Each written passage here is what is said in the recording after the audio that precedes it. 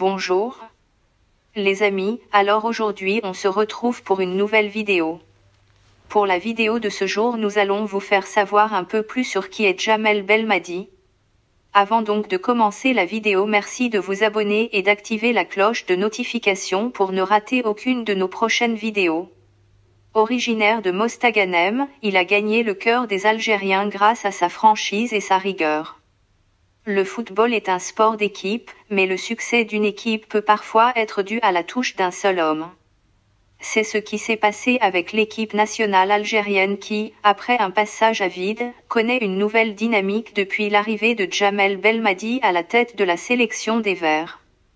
Belmadi le joueur, une carrière honorable même s'il n'a pas été le joueur du siècle. De nature réservée, on ne connaît pas grand-chose sur la vie personnelle du ministre du Bonheur algérien. Jamel Belmadi est né le 25 mars 1976 à Champigny-sur-Marne, dans une banlieue parisienne en France. Ses parents, d'origine algérienne, sont natifs de Ain Tedl dans la wilaya de Mostaganem. Il se marie en 2007 à une franco-algérienne. De cette union naîtront deux garçons, Adam et Ryan. La famille vit actuellement au Qatar. Au-delà de ses succès sportifs, la personnalité de Jamel Belmadi a également contribué à façonner sa notoriété. Passionné, exigeant et tonton flingueur lors de ses conférences de presse, le sélectionneur algérien a su conquérir le cœur des fans. En effet, sans langue de bois, Jamel Belmadi n'hésite jamais à remettre certains journalistes à leur place quand ces derniers dépassent leurs prérogatives.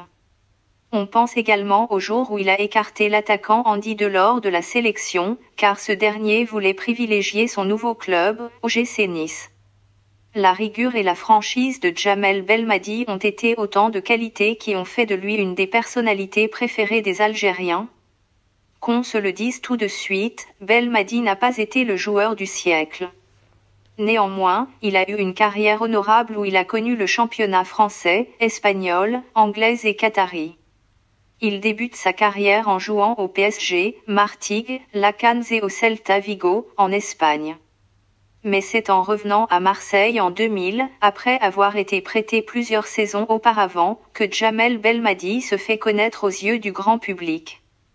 Lors de la saison 2000-001, il est le maître à jouer de l'OM et contribue activement au maintien de son équipe au sein de l'élite française. Les deux saisons suivantes, n'arrivant pas à reproduire ses bonnes performances, il quitte la cité phocéenne après 3 années passées au club.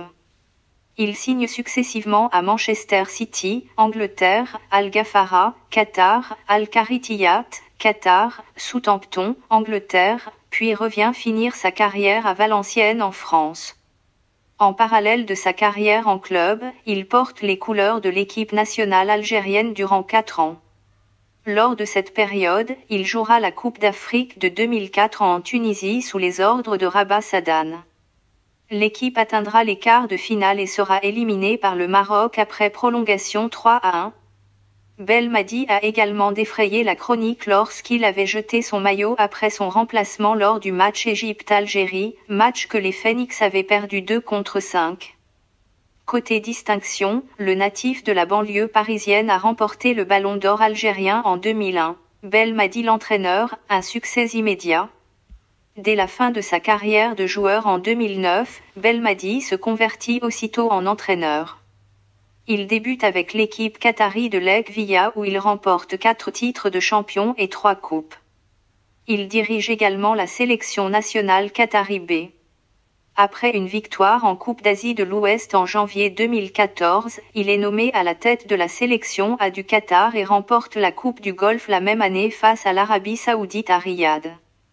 La fédération algérienne fait appel à ses services en 2018, après une campagne africaine complètement ratée. L'effet est immédiat, en à peine un an, le nouveau sélectionneur algérien redonne vie au Phoenix et impose une rigueur de fer. Élu meilleur entraîneur de l'année en 2019, il réussit à remporter en Égypte la Coupe d'Afrique des Nations 2019. Le second trophée majeur remporté par le football algérien après la CAN de 1990 organisée en Algérie, mais le succès a ses limites qu'il faut savoir dépasser. Archi-favori de son groupe lors de la dernière Coupe d'Afrique des Nations, Côte d'Ivoire, Sierra Leone, Guinée équatoriale, et prétendant à sa propre succession pour le sacre final, l'Algérie connaît une sacrée désillusion. Après 2 journées, les Phoenix pointent à la dernière place avec 1 point et 0 but marqué. Tenu en échec par la Sierra Leone 0-0 et battu par la Guinée équatoriale 1-0, mettant ainsi fin à une série de 35 matchs sans défaite, l'Algérie perdra donc son dernier match par 3-1 face à la Côte d'Ivoire où elle terminera dernier de son groupe avec 1 seul point. Lors des barrages pour les qualifications de la Coupe du Monde Qatar 2022, les hommes de Djamel Belmadi n'ont pas réussi à se qualifier après avoir gagné le match aller par 1-0 face aux Lions indomptables du Cameroun et perdre le match retour à domicile par 2-1. Fébrile défensivement et inefficace offensivement, le sélectionneur algérien devra vite trouver une solution pour redynamiser son équipe et donner plus d'animation. Surnommé le ministre du Bonheur, Belmadi représente un idéal algérien, une politique réussie que la bonne personne est à la bonne place. Malgré la défaite surprise contre la Guinée équatoriale et une élimination au premier tour de la Coupe d'Afrique, le sélectionneur des Verts semble avoir acquis assez de capital sympathie pour que le peuple algérien le soutienne encore. Sans langue de bois et travailleur, la méthode Belmadi est prise en exemple pour corriger les autres secteurs du pays. Belmadi dirigera encore les Fennecs jusqu'en 2026. Alors, c'était tout pour aujourd'hui, on se retrouve la prochaine fois.